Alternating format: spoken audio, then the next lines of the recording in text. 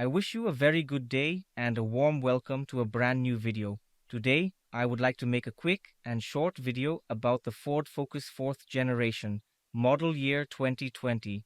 We have changed the tires on this one, and I would like to reset the tire pressure monitoring system together with you.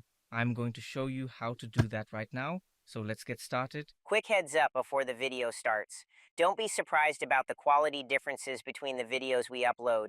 Sometimes one will be good quality, other times it'll be poorer. One that's poor quality because we're uploading new and old car tutorial videos at the same time, but we've improved and recut the older ones, since a lot of the footage needed fixing and we wanted to bring them up to our current standards. What was unnecessary was cut out. And they're now being uploaded one after another. So, go ahead and hit subscribe so you don't miss a video, and I'd say let's get back to the video. We are going to need these buttons here and the display. So right there you can see that it is already lighting up. So we will go back here for just a brief moment.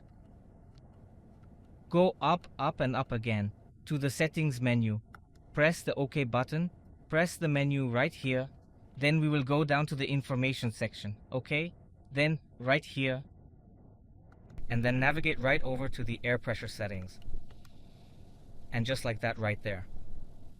We go right ahead to save, press the OK button. You have to hold down the OK button to save it. Now the air pressure has been successfully saved, and right away the warning light is also turned off as well. So it really is a very quick and easy job to do. I really hope that the focus was clear enough for you to see everything here.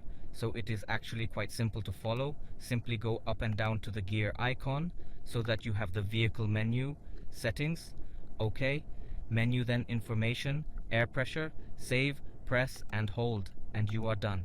Yes guys, it is a quick one if you know how it's done, so please go ahead and write it down in the comments section below which cars we should do the tire pressure monitoring system, basic setup or initialization for next, which specific vehicles you might need help with, or which car you might have yourself, or where you reset the whole thing yourself as well.